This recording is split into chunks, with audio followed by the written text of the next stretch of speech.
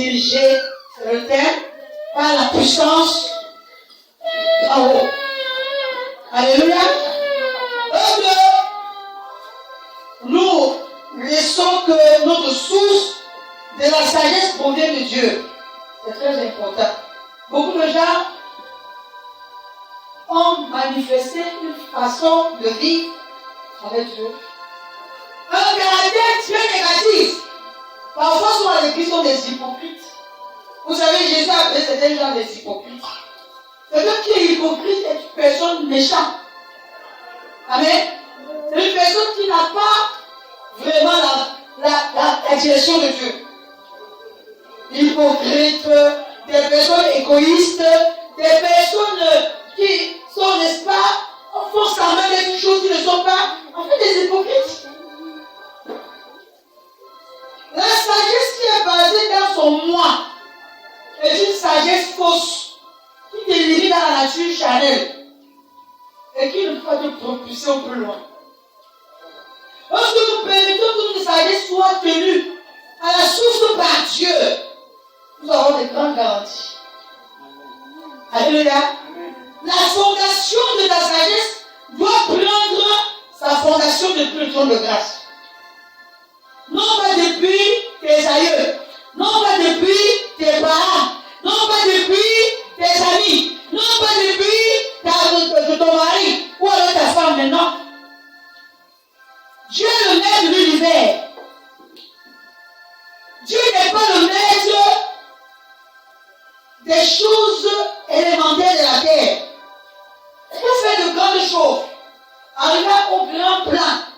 Il faut permettre à la présence de Dieu de localiser ton intellectualisme, ta sagesse.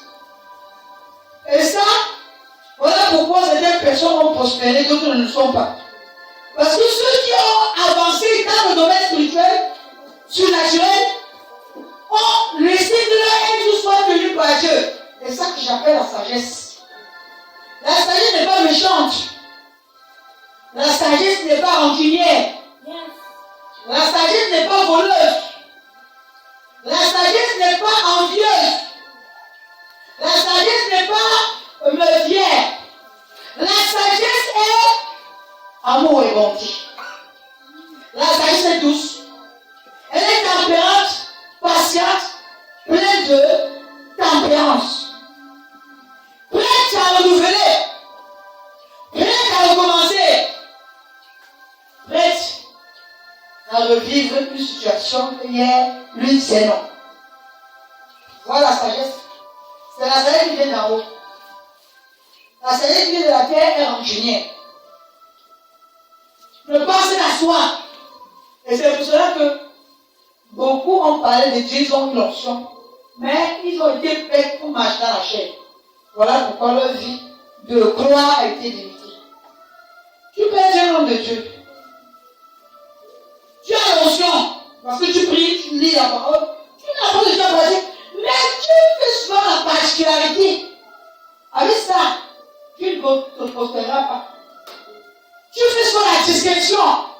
Chrétien, homme de Dieu, ça ne marche pas. Dieu ne fait exception de personne. Je veux que tu prennes ta Bible rapidement, puisque je suis ici, dans le livre de Job 32, à partir du verset 6. Non, à partir du verset 8. Job 36, verset 8. Qui est à la page là, rapidement. Appuyez là.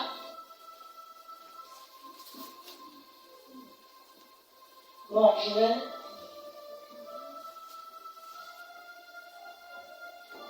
Qui est à la page? Ok, je vais lire. Job 32, 8. Mais en réalité, dans l'homme, c'est l'esprit, le souffle du Tout-Puissant, qui donne l'intelligence. Combien de personnes sont focalisées sur cette fondation où Dieu peut s'exprimer dans leur vie? La base de la sagesse puissante, derrière chaque grande bénédiction, est cachée une grande sagesse surnaturelle. Quand nous voyons un homme comme Moïse qui a fonctionné dans un état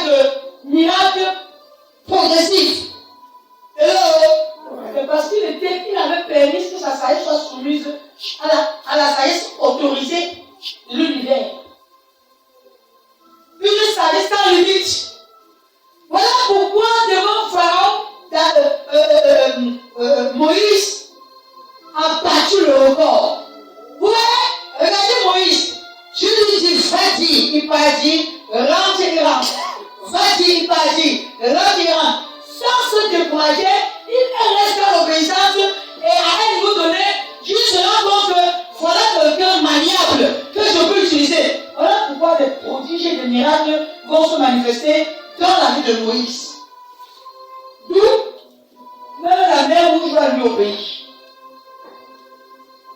Hello? D'où la mer rouge va dire à Moïse au garde-boue. Tu as la parole désormais du Dieu créateur.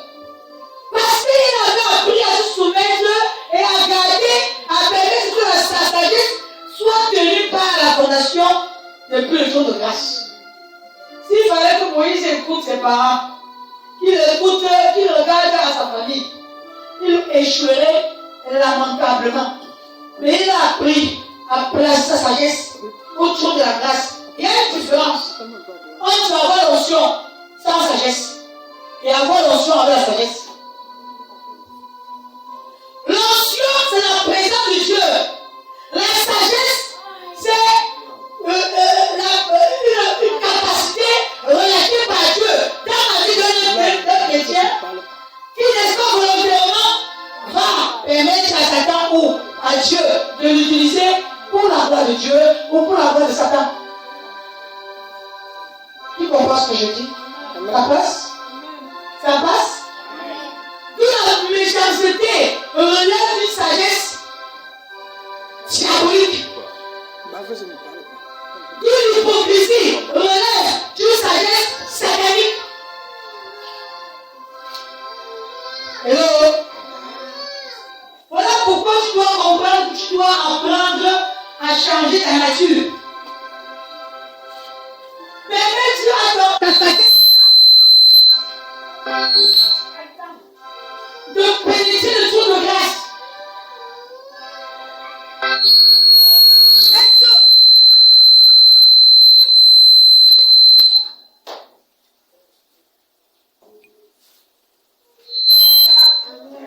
Mais avoir la sagesse disposée à Dieu est une autre chose. Vous n'avez pas vu parfois des hommes de Dieu, certains gens parlent de Dieu, mais ils ne sont pas sages. Alléluia. Pourquoi ils ne sont pas sages? Regardez-moi ici. Justement. Parce que ils veulent amener Dieu dans leur nature charnelle. Le raisonnement, leur sagesse a bloqué la voix de Dieu dans leur être. Quand Dieu dit une chose, eux ils disent pour eux. Mais dans le livre de tu aurais laissé. Parfois quand on est en prêt, on ne parle même pas. Tu aurais laissé. Alléluia. Tu aurais fait mieux de garder ta sagesse pour la gloire de Dieu. Amen. Écoute, il y a 3 hommes dans la Bible qui ont travaillé leur vie. Ah, pour que je laisse comme ça, comme c'était. Ça me gêne. Alléluia. Alléluia. Arrête de parler. Dans le livre de Daniel, non, alors d'abord dans le livre de Genèse 41, le verset 38 à 39. Genèse 41, 38 à 39. Genèse 41, est-ce que vous n'êtes pas à la page 38? Je vais lire le livre de Genèse. Alléluia. Et Pharaon dit à ses serviteurs, trouvons-nous un homme comme celui-ci, ayant en lui l'esprit de Dieu. Et Pharaon dit à Joseph, puisque Dieu t'a fait connaître toutes ces choses, il n'y a personne qui soit aussi intelligent et aussi sage que toi. Il n'y a personne qui soit aussi intelligent et aussi sage que toi. Oh. Oui. Alléluia. Amen. Vous voyez? Dans Joseph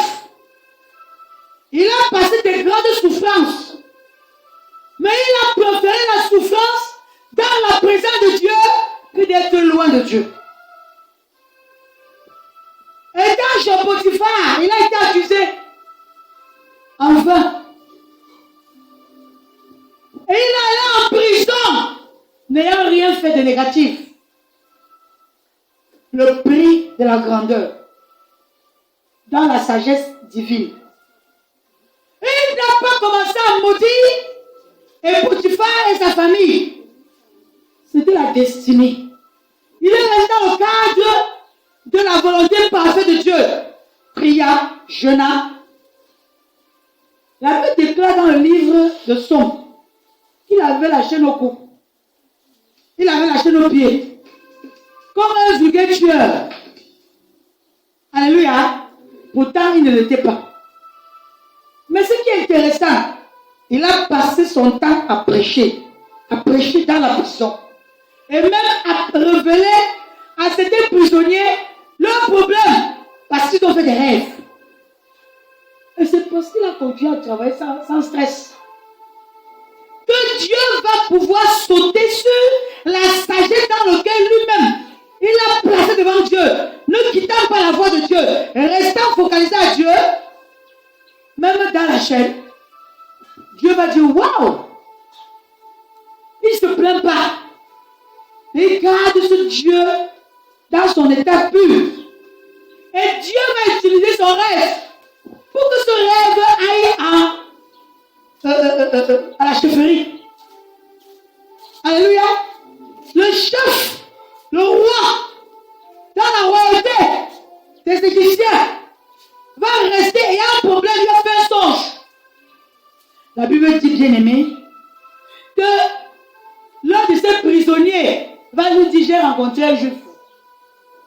D'où ce Joseph, qui était supposé être prisonnier, va quitter la prison.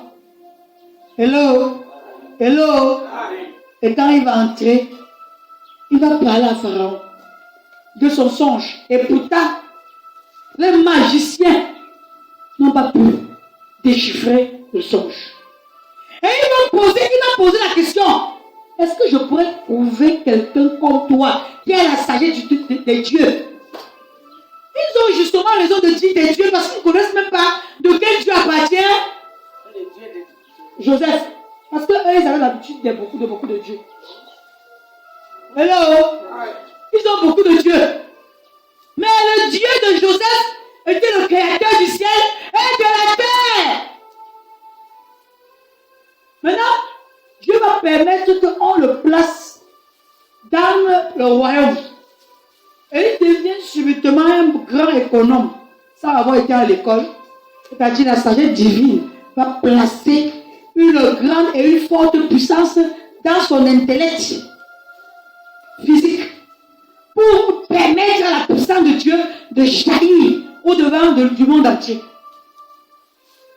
Parce qu'il a appris à prêter sa sagesse à Dieu. Même quand dans l'accusation, il se laissait faire, parce qu'il permettait que Dieu ouvre sa route au lieu que Satan lui le bénisse. Autant pour moi. Alléluia. Il permettait que Dieu change son histoire au lieu que Satan l'honore. Ça, c'est la sagesse divine. On ne veut pas plaire aux hommes. On ne veut pas plaire aux personnes négatives. Mais on veut plaire à Dieu. Ceci, il devient un comptable hors pair. Il devient un comptable hors norme. C'est-à-dire, dans la norme, il n'était pas comptable. Mais parce qu'il a prêté sa sagesse à Dieu, il devient un comptable hors pair, hors norme. Qui a dit amen bien? Amen. Et ce, sur quoi Dieu va devoir l'utiliser pour être un grand économe. A jamais vu. L'économie de l'Égypte dépendait de Joseph. Les 14 ans les 7 ans d'abondance, autant pour moi, et les 7 ans du manquement sont organisés désormais par Joseph. Du jamais vu dans le monde entier. On n'avait jamais vu un roi qui prévoit la souffrance qui vient qui s'annonce. Mais à cause de la sagesse surnaturelle, Dieu va lui révéler la profondeur de ce qui devrait se passer. Il devient une héros par excellence. Un homme ça dit que sans limite. Tous les Égyptiens ne connaissaient pas comment le mettre de côté parce qu'ils n'avaient jamais vu de telle sagesse. Et même quand tu regardes le monde entier sortait de partout pour aller chercher la nourriture en Égypte où se trouvait une sagesse incomparable. Amen. Par la personne de Joseph qui a prêté sa sagesse à Dieu, qui n'était pas dans la méchanceté pour dire qu'il faut que je rende le mal par le mal. Je dois gâter comme je ne suis pas en train de profiter. Je dois empêcher comme ça ne porte pas de ma bénédiction. Je dois ternir comme cela ne me bénit pas. Écoutez, il n'a pas maudit ses frères qui l'ont vendu aux Madianites. Il n'a pas maudit la femme de Potiphar et Potiphar lui-même. Il ne s'est pas plaint de la prison. Mais il est resté dans la voie de Dieu. Hello? Et il a laissé que Dieu garde sa sagesse. Faisant toujours de bien. Il ne s'est pas découragé.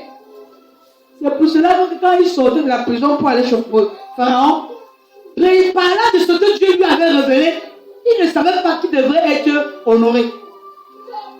Quand on sait Dieu, on ne cherche pas à être béni soi-même, mais on veut bénir les autres. Et c'est par là qu'on porte une grandeur.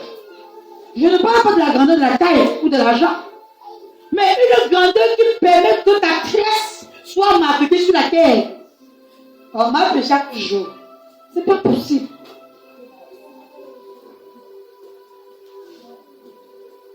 Ça me aide assis devant ça. Des pasteurs, des magiciens, des hommes qui se confiaient à d'autres dieux et non pas le créateur de la terre. Alléluia. Il va permettre que l'onction du Dieu très haut connaisse le succès sur la terre à son époque. Est-ce que tu sais que Dieu est à la recherche des personnes qui permettent que sa volonté marche au travers de leur sagesse et non au travers de leur nourriture? Il y a des chrétiens, quand ils ont bien mangé, ils peuvent te bénir. Attends, Dieu n'est pas au niveau de la nourriture là. Ils sont prêts à gâter quelque chose quand ils sont en train de manger. Frère,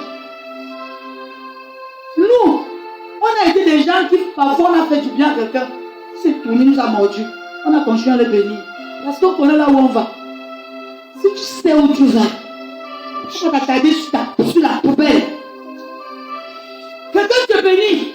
Tu le bénis, il ne te bénit pas. Tu le bénis, tu continues ta route. C'est ce qu'on appelle la sagesse divine. La sagesse divine. Elle est bonne. Elle est patiente. Elle est tempérante. Elle est douce. Elle est amour. Elle n'est pas rancunière. Alléluia. Nous rentrons dans la personne de Daniel. Daniel 2, 10. Rapidement, quelqu'un pour lire. Daniel 2, le verset 10 à 11. Tu peux prendre ton micro. Daniel 2, 10 à 11. Ne perds pas la route. Ne perds pas la route. C'est Jésus qui a la route. Je vais lire au nom de Jésus. Les Chaldéens répondirent au roi. Une personne sur la terre. Pardon? Qui puisse dire ce que demande le roi. Oui.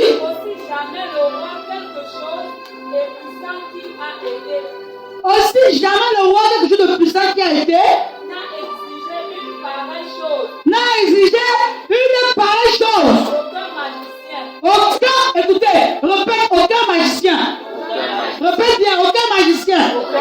continue. astrologue, Aucun astrologue. ou chaldéen, Aucun chaldéen. Répétons. Aucun chaldéen. Oui. ce que le roi demande est difficile. Ce que le roi demande est difficile. Il n'y a personne qui puisse le dire au roi, Il n'y a personne qui puisse le dire au roi. excepté les dieux dont la demeure n'est pas parmi les hommes. Dis Amen bien. Amen.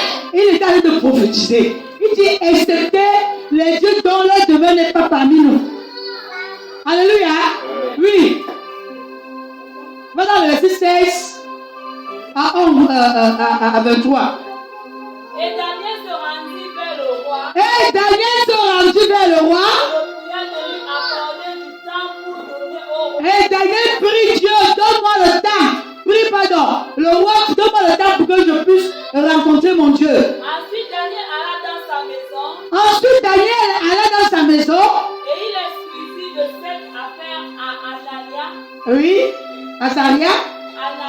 Michaël et Azaria, Alléluia. ses compagnons. Il va prendre Shadrach, Meshach, Abednego. Alors, il va pouvoir prier avec eux. Oui. Les engageant à implorer la miséricorde. Ils ont commencé à localiser le Dieu qui est assis sur le trône. Oui. Afin qu'on ne puisse pas périr Daniel. Parce qu'en fait, Dieu les avait envoyés là-bas pour une mission. Il n'était pas question qu'ils partent mourir. Oui. Avec le reste de ses sages. Oui. De Babylone. Oui. 19. Alors le secret fut révélé à Daniel dans une Alors Dieu va révéler le secret à Daniel. Oui. dans une vision pendant la nuit. Pendant la nuit, Dieu va lui révéler. Oui. Et Daniel bénit le Dieu. Et il va bénir le Dieu des cieux. Daniel prit la parole et Il part donc voir le roi. béni soit le nom de Béni soit le nom de mon Père Dieu, l'éternité à l'éternité. d'éternité en éternité. À lui appartient la sagesse À lui appartient quoi? La sagesse et la force. et la force. C'est lui qui change les temps et les circonstances, C'est mon Dieu qui change chaque chose en son temps. qui renverse et qui établit, Et en fait, ce qui est établi, oui, qui donne la sagesse aux sages qui donne la sagesse aux sages, et la science à ceux qui ont de l'intelligence. la science à ceux qui ont de l'intelligence. 22. 22. Il révèle ce qui est profond et caché. Il révèle ce qui est profond et caché. Il connaît ce qui est dans les ténèbres. Il connaît ce qui est dans les ténèbres. Et la lumière demeure en lui. Et la lumière demeure en lui. 23. Dieu dit, Dieu dit, Dieu de mes pères, Dieu de mes pères, je te glorifie je te glorifie, et je te loue. je te loue De ce que tu m'as donné la de sagesse ce que tu m'as donné la sagesse et la force. et la force. Et ce que tu m'as fait connaître ce que nous t'avons demandé. Oui. Ce que tu nous as révélé, le secret du roi. Ah. 24. Après cela, Daniel se rendit auprès d'Arjoc, à qui le roi devait ordonner de faire périr les sages de Babylone. Il alla et lui parla ainsi. Ne fais pas périr les rois de Babylone. Verset 47 à 49, je vais lire. Le roi adressa la parole à Daniel et dit, en vérité, votre Dieu est le Dieu des dieux et le Seigneur des rois. Et il révèle les secrets. Puisque tu as pu découvrir ce secret, ensuite le roi éleva Daniel et lui fit de nombreux et riches présences. Alléluia. Il lui donna le commandement de toute la province de Babylone et l'établit chef suprême de tous les sages de Babylone. Daniel pria le roi de remettre l'intendance de la province de Babylone à Shadrach, Meshach, Abednego. Alléluia. Daniel avec la sagesse suprême, les chaldéens, les astrologues, les magiciens n'avaient pas capacité d'avoir une telle sagesse. Parce que Daniel connaissait que s'il dispose sa sagesse à Dieu, il est fort probable. Il est entré dans une dimension avec Dieu. Hello? Il savait que s'il dispose sa sagesse, il il peut remporter il peut prendre un de domaine. Amen. Alors, il a pris la résolution de disposer sa saille à Dieu. Il est question de l'autre côté qu'il soit mort. Mais il sait que son Dieu ne permettrait pas qu'il meure. Parce qu'il connaît disposer sa sagesse à l'éternel. Il n'est pas seulement un prieur. Il n'a pas seulement l'onction. Mais il permet que Dieu agisse dans son intellect. C'est pour ça que je suis venu te dire qu'il y en a beaucoup, soi-disant chrétiens, qui ne laissent pas que leur sagesse soit localisée par Dieu. Ils sont attachés à l'argent. Quand on dit dans l'argent, on a dit, quel dit? Je suis sage, hein? On dit que dans vos églises, là, on vole. On ne peut rien quiconque. Toi que tu avais prévu pour être un millionnaire, multimillionnaire, tu deviens un multipauvre, un multipauvre. Dieu dit, ne pars pas dans cette voie-là. Ne fais pas ce travail. Dieu toujours fait ça depuis longtemps. Il ne comprend pas que non, il faut ce temps où Dieu veut changer son histoire. Est-ce que vous connaissez que Jésus, créateur du ciel et de la terre, était charpentier? La Bible nous le parle dans le livre de Marc 6. Il était charpentier, bien aimé. Mais je m'avais dit que quand Dieu a voulu commencer l'autre œuvre, il n'était plus charpentier. Il était en plein service de Dieu. Dieu qui changeait le temps et les circonstances. La Bible dit que Dieu révèle la profondeur, même celle qui n'est pas sur la terre. 1 Corinthiens 10, le verset 1 Corinthiens 2, 10. Lis un peu 1 Corinthiens 2, 10. Lis-moi 1 Corinthiens 2, rapidement, pardon. Pourquoi vous n'êtes pas rapide? Le mec a été peut lire.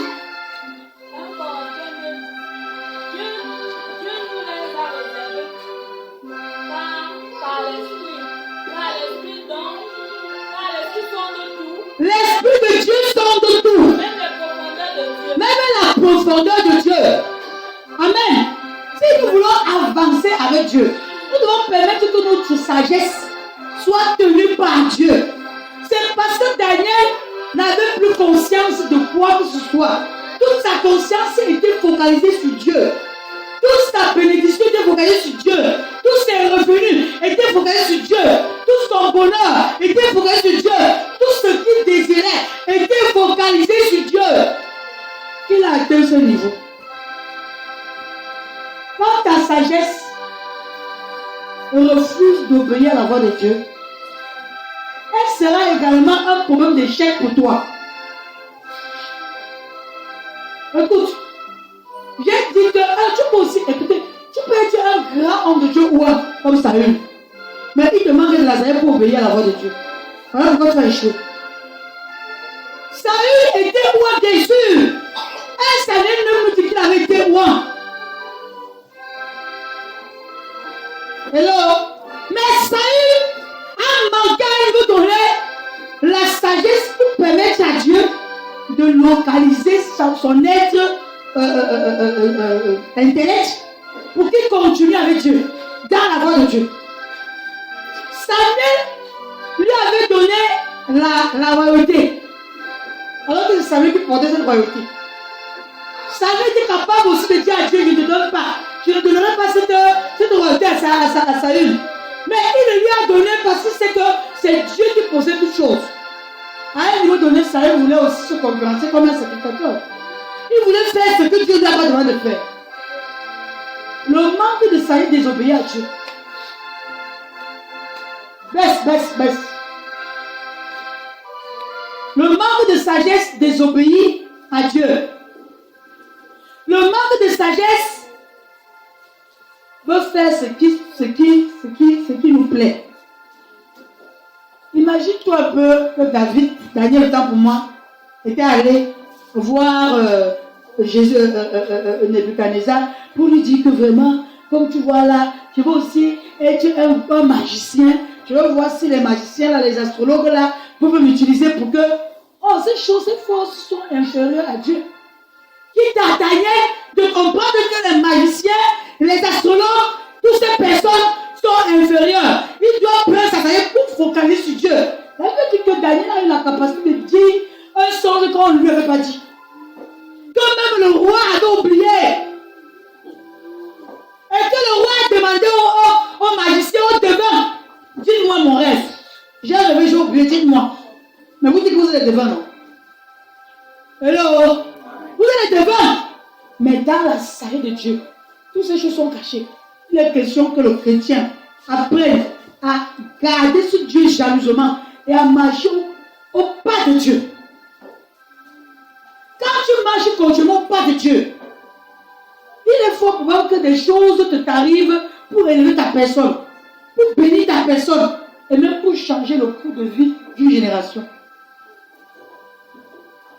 J'ai dit, et même pour changer le cours de vie d'une génération. Amen. Dans le temps de Daniel, dans la génération de Daniel, il n'y a aucune chose qui s'est passée qu'on ne l'a pas interrogé et que Dieu n'a pas utilisé. On va lire Daniel 5, verset 11. Rapidement. Soyez prêts. Daniel 5, 11. Rapidement. Daniel 5, 11. Pardon. Je suis en train de finir déjà. Daniel 5, 11. Et ils trouvèrent Daniel qui priait et invoquait son Dieu. Ils trouvaient Daniel qui priait et invoquait son Dieu, oui. Puis ils se présentèrent devant le roi. Oui. Et lui dirent, Oui. au sujet de la différence royale, n'as-tu pas écrit une défense portant que quiconque dans l'espace de 30 jours après. Tu es dans quel passage? Daniel 5, 11. Il y a dans ton royaume un homme Et il y a dans ton royaume un homme qui a en lui l'Esprit de Dieu Saint. il a en lui. Donc, en fait, les magiciens ne connaissaient même pas de quel esprit animait Daniel. Mais ils vont lui dire dans leur langage, l'Esprit de Dieu Saint. Oui. Et du temps de ton père, on trouvera chez lui des lumières. On a trouvé chez lui de la lumière, de l'intelligence et une sagesse semblable à la sagesse de Dieu. À la sagesse de Dieu. Aussi le roi Nebuchadnezzar, ton père, le roi ton père l'établit chef des magiciens et des astrologues. Alléluia. Pourquoi Daniel a été chef des astrologues et même quand Nebuchadnezzar va mourir, l'Esprit de Dieu qui est en lui, qui est toujours en train de chercher Dieu, qui marche dans le plan de Dieu, va toujours pousser les gens à aller le chercher. Mais quand on commence à marcher avec Dieu, il n'y a pas de point de recul. Amen. On avance avec Dieu. On avance progressivement pour monter dans notre direction. Beaucoup de gens aujourd'hui ont oublié. Et demain vont fanner. Mais ce n'est pas dans le cas de Daniel. Daniel va évoluer dans une dimension où toute la génération de Nebuchadnezzar passe, la génération de Bethsaël va pouvoir se rappeler qu'il y avait un roi qui utilisait un homme qui a l'Esprit de Dieu. Parce qu'il permettait continuellement que sa sagesse soit contrôlée par Dieu. Alléluia. Amen. Son intelligence était contrôlée par Dieu.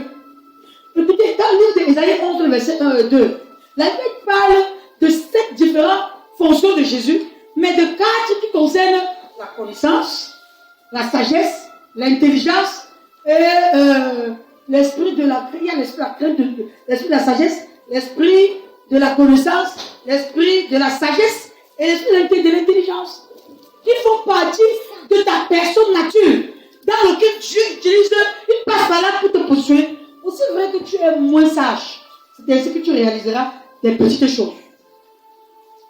Tu peux avoir l'onction, mais tu n'as pas la sagesse. Dieu ne peut pas t'amener au loin de ta position. Quand ta sagesse ne répond pas, regarde une femme qui est toujours couchée derrière un homme, qui attend que l'homme fasse tout pour lui. Il ne peut rien faire réaliser. D'où est-ce que Dieu va passer pour pouvoir l'élever?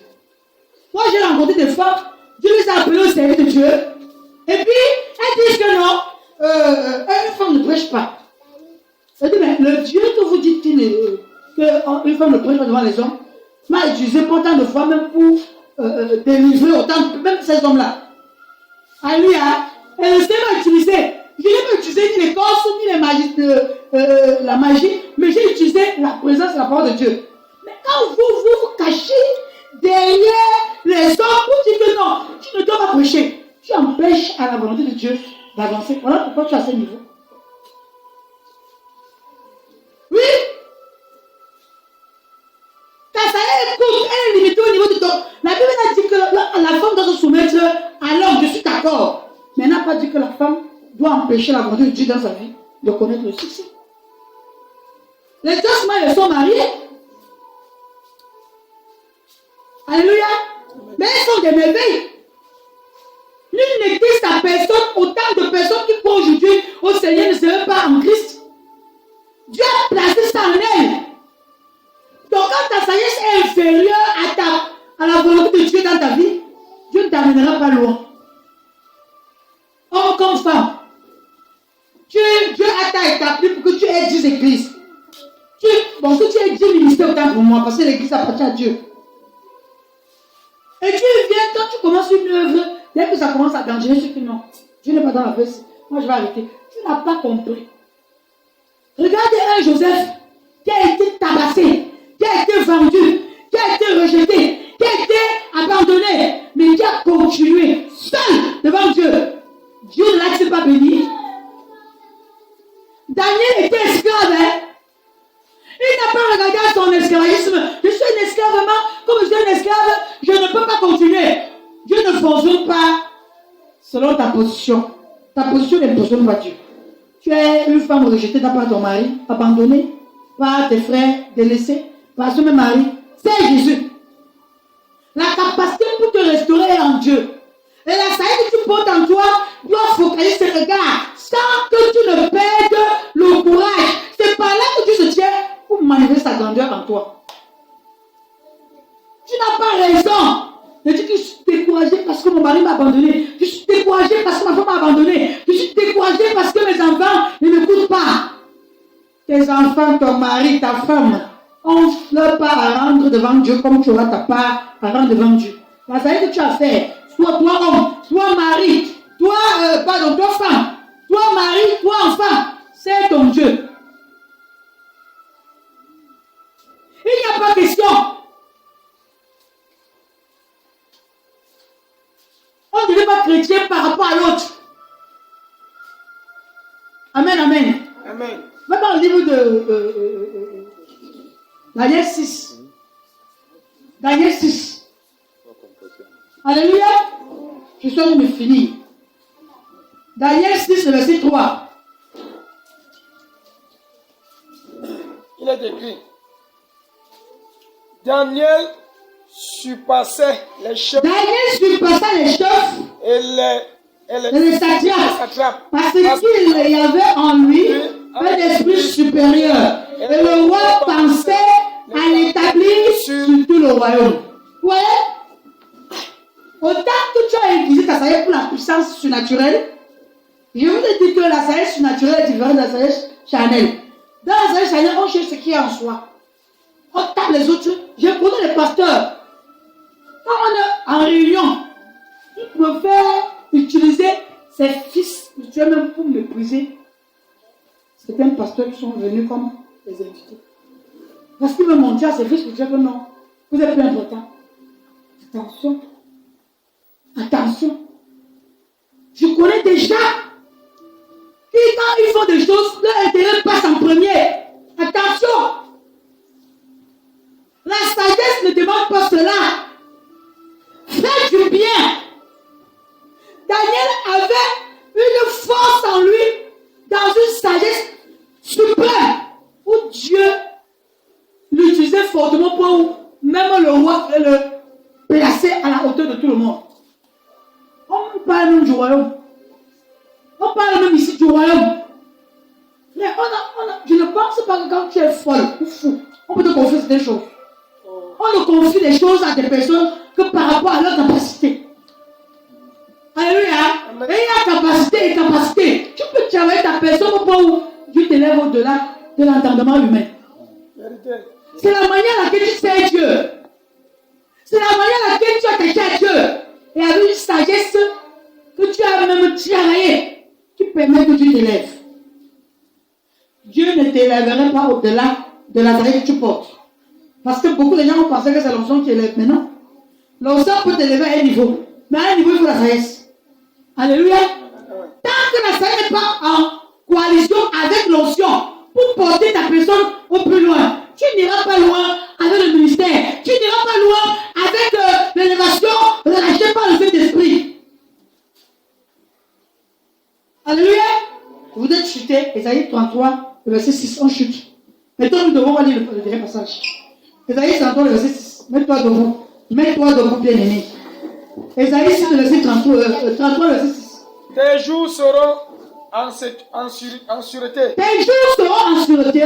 La sagesse et l'intelligence. La sagesse et l'intelligence sont une source de salut. Sont une source de salut. La crainte de l'Éternel. Alléluia. C'est là le trésor de ton soin. C'est là le trésor de ton Sion. La sagesse et l'intelligence sont une source de salut. Pour que dans quelqu'un, tu peux avoir l'onction et perdre la direction de Dieu. Mais avec la sagesse et l'onction, on garde la direction. Ésaïe nous parle dans le livre de Ésaïe 33, le verset 6. Tes jours seront en sûreté. La sagesse et l'intelligence sont une source de salut. On parle d'une source de salut. Donc une fondation de salut, une fondation de grandeur, une fondation de bénédiction, une fondation d'élévation. Pas l'élévation charnelle, frère. Une élévation venant divinement du ciel. Tant que tu n'as pas aiguisé ta sagesse à être disposée à la volonté parfaite de Dieu, d'où Dieu va te diriger, tel qu'il désire, tu n'auras pas à être prospère. Qui a dit alléluia dans la salle? Amen. Amen. Amen. Tu ne peux pas avancer tant que tu évolues dans ta direction. Les rancuniers, les méchants, les voleurs, les escrocs, les saboteurs. Amen. Amen. Mais on va te dire que la source de la bénédiction est relevée de la sagesse et de l'intelligence. Parce que tu as permis que Dieu prenne cette sagesse et qu'il l'aiguise à sa manière. Alléluia. Tu n'as pas pris ta sagesse pour pouvoir utiliser comme tu décides dans la chair. Mais tu l'as utilisé à la manière de Dieu. Et tu as permis à Dieu de le faire. Voilà pourquoi ça produit maintenant. Verset qui dit la crainte de l'Éternel, qui est aussi une sagesse. Alléluia. C'est là le trésor de Sion. Parce que vous voyez, quand quelqu'un n'a pas la crainte de Dieu, il fait du n'importe quoi. Alors, quelqu'un qui a la crainte de Dieu est un sage, qui respecte ses parents, qui respecte l'église, qui respecte son pasteur, qui respecte les choses de l'église, qui ne sont pas comme les enfants d'Élie, finis orphelins. Alléluia. La puissance de Dieu leur donne d'évoluer. Amen, amen. Frère, l'onction peut changer ton histoire. Mais cette onction au travers de la sagesse disposée pour que Dieu lui-même l'aiguise à sa manière. Jésus, j'ai dit 3 types de personnes. Dans le livre de Matthieu 13, verset 54, la Bible déclare que Jésus, quand il enseignait, on lui demandait d'où lui venait cette sagesse. Tellement que Jésus était sage dans l'enseignement, n'en étant pas là à l'école. Et là, que les Juifs, je parle bien de Matthieu 13, verset 54, ont posé la question. D'où nous donne 3 grands types de personnes qui ont marqué Dieu, qui ont marqué le monde au travers de la sagesse. Acclamons le Seigneur. Dis, je ne serai plus sage à mes propres yeux.